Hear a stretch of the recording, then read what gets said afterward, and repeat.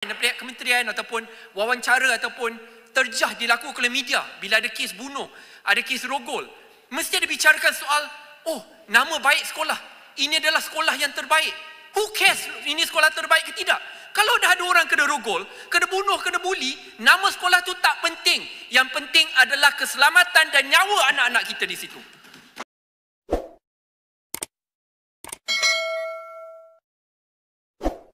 Meraihkan rakyat daripada Parlimen Padang Besar, saya gembira kerana ibu, ayah dan pakcik saya turut berada di galeri dan sedang menonton ucapan saya pada hari ini.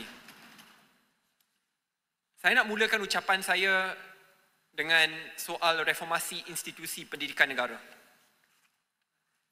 Kini sekolah seperti dibelenggu dengan krisis keselamatan dari hari ke hari.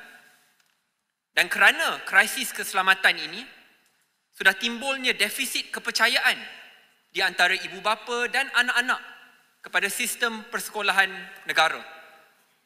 Puan Yang di-Pertua, saya merupakan salah seorang graduan sistem persekolahan awam daripada taska ke sekolah kebangsaan, sekolah menengah sampai ke institusi pengajian tinggi. Bagi anak-anak yang datang daripada kelas pertengahan dan B40, ini adalah harapan utama bagi mereka. Kerana pendidikan adalah jalan yang terbaik untuk membebaskan keluarga daripada belenggu kemiskinan. Dari kes Zaira Karina, kes buli di Johor yang menyebabkan penggegaran otak, kes rogol berkumpulan sampai berani untuk merakamnya, ke kes terbaru yang berlaku pada pagi ini di mana adik yang berumur 16 tahun ditikam sampai mati. Ini semua berlaku dalam persekitaran sekolah. Sekolah ini adalah seperti rumah bagi kita, rumah yang kedua. Cikgu adalah bagaikan ibu bapa di sekolah. Tempat yang patut dilihat sebagai tempat yang paling selamat selepas rumah kita, sekarang tidak asing lagi apabila ada perkataan bunuh, rogol, buli yang sentiasa berlaku. Jangan sampai satu hari nanti masyarakat ibu bapa menormalisasikan perkataan-perkataan sebegini di institusi pendidikan kita. Saya risau kerana dalam beberapa ucapan saya lepas, saya dah kongsikan data dan statistik yang menunjukkan di mana sekolah kebangsaan yang sebelum ini merupakan pilihan utama, bukan setakat golongan pertengahan atau B40, tetapi orang kaya pun memilih sekolah kebangsaan sebagai pilihan utama mereka. Tetapi dari tahun ke tahun, trend ini telah berubah.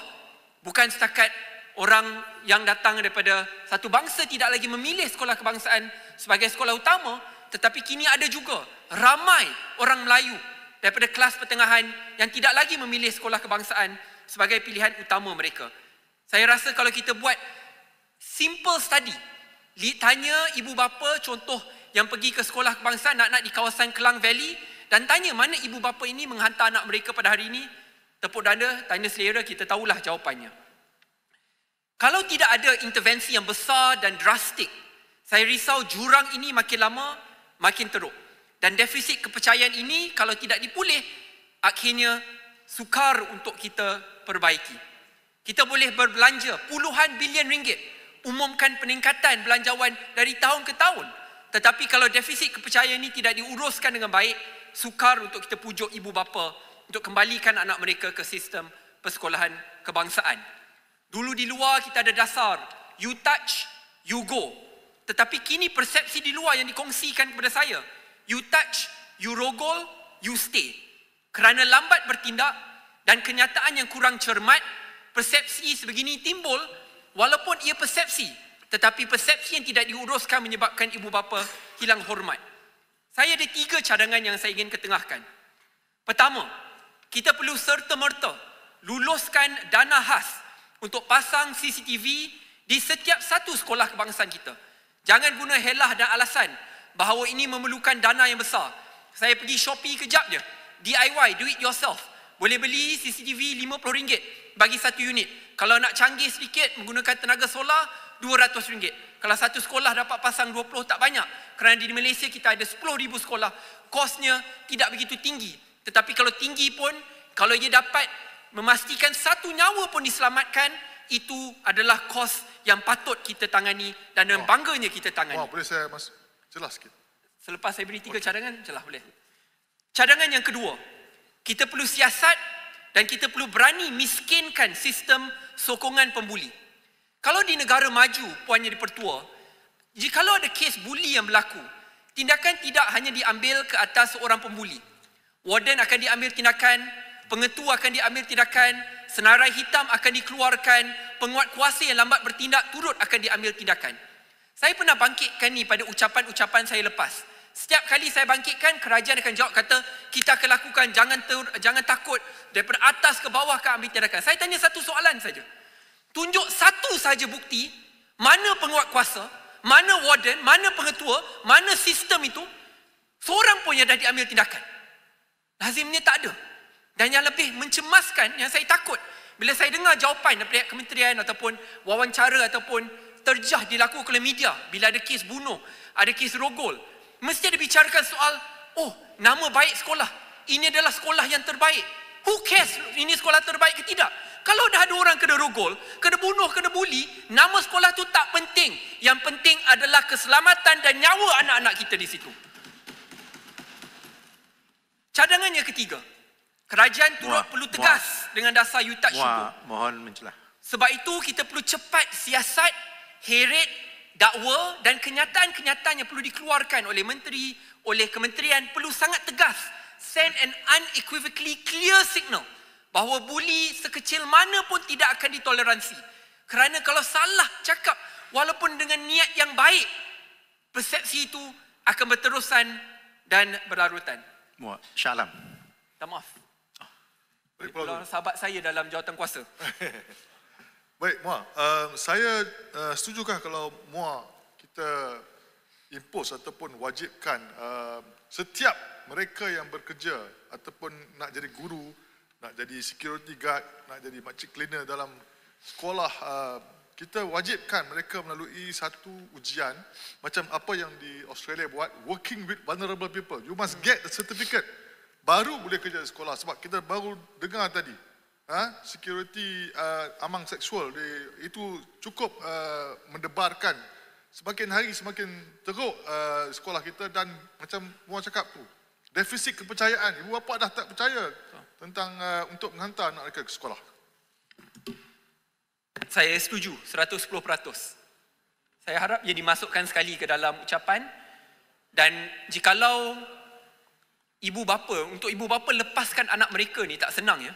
Nak untuk berjam-jam di sekolah setiap 5 hari seminggu, ya, berbulan-bulan tidak mudah. Sebab itu kalau apa-apa jalan yang boleh kita naikkan keyakinan ibu bapa kepada sistem persekolahan kebangsaan, wajar kita terima dengan baik. Isu kedua yang ingin Muar kupas adalah isu prasekolah. Pertama sekali kita perlu faham mengapa prasekolah ataupun pendidikan awal ini sangat penting. Ia sangat penting kerana pada umur yang muda lah, di sinilah paling senang untuk kita mendidik anak-anak kita, tidak kira yang miskin atau yang kaya, untuk dapat pendidikan yang berkualiti sebelum mereka sertai sekolah kebangsaan pada umur 7 tahun. Kalau dari muda mereka dah diasah, karakter sasiah mereka dibina, bila masuk lebih senanglah untuk diintegrasikan dalam kelas yang lebih besar. Tetapi ia juga taktik you kill two birds with one stone, dengan izin. Sambil kita mendidik anak-anak kita, sambil kita memperkasakan pilihan wanita untuk berkejaya. Dan di Malaysia, kalau dibandingkan dengan average, ya, purata golongan wanita berkejaya, berprofesional, kita masih ketinggalan jika nak bandingkan dengan negara-negara OECD. Dengan itu, kita perlu bantu wanita-wanita, ibu-ibu muda ini supaya mereka dapat mengekalkan kejayaan profesional mereka sambil menghantar anak mereka untuk dididik dengan baik. Mari kita lihat status prasekolah di Malaysia. Mengikut kajian yang dibentangkan minggu lepas di Parlimen oleh jawatan kuasa khas Parlimen, kita memerlukan sekurang-kurangnya 40,000 taska ataupun prasekolah. Tetapi yang ada di Malaysia tak sampai 4,000 pun. Maksudnya kita hanya fulfill 10% saja. Dan daripada 10% tersebut, lebih 2/3 Puan Yang di-Pertua tidak berdaftar, tidak ikut piawaian, tidak ikut SOP. Keadaan ini sangat mencemaskan.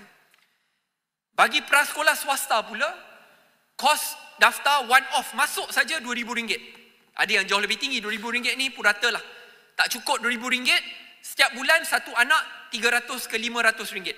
Kalau di kawasan Klang Valley, RM500 tu kamu menasib baik lah, ada yang sampai RM1,000.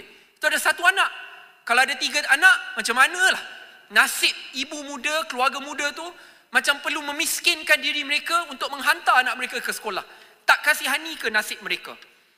Sebab itu saya ingin memberikan 3 cadangan kepada kementerian.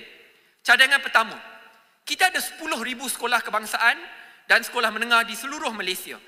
Kita pastikan bahawa setiap satu dilengkapkan dengan taska dan prasekolah yang perlu dimulakan serta-merta pada tahun depan. Saya dengar mantan Yang Berhormat Menteri Ekonomi, Yang Berhormat Pandan sebelum ini katakan kita akan integrasikan prasekolah kepada sekolah kebangsaan. Tetapi saya selalu katakan the devil is always in the details. Idealisme kalau tidak diterjemahkan kepada pelaksanaan sukar untuk kita maju ke depan. Saya tengok belanjawan tidak ada perincian tersebut. Berapa banyak sekolah daripada 10,000 ni ada akan dilengkapkan dengan pendidikan prasekolah pada tahun depan. Berapa lama perlu kita tunggu supaya akhirnya sasaran 40,000 ini akan tercapai? No details, scan in details. Sebab itu saya cadangkan buat serta-merta, pastikan bahawa daripada 10,000 sekolah ini kita lengkapkan dengan prasekolah supaya di setiap satu daerah memang akan ada prasekolah yang berkualiti dan tidak perlu kita hanya harapkan prasekolah swasta semata-mata. Tapi kita perlu berani berikan peruntukan secepatnya mungkin. Kerana kita perlu ingat, kalau kita lewat bertindak, lagi ramai ibu muda terpaksa meninggalkan kerjaya mereka dan itu adalah kehilangan yang besar kepada negara tercinta kita.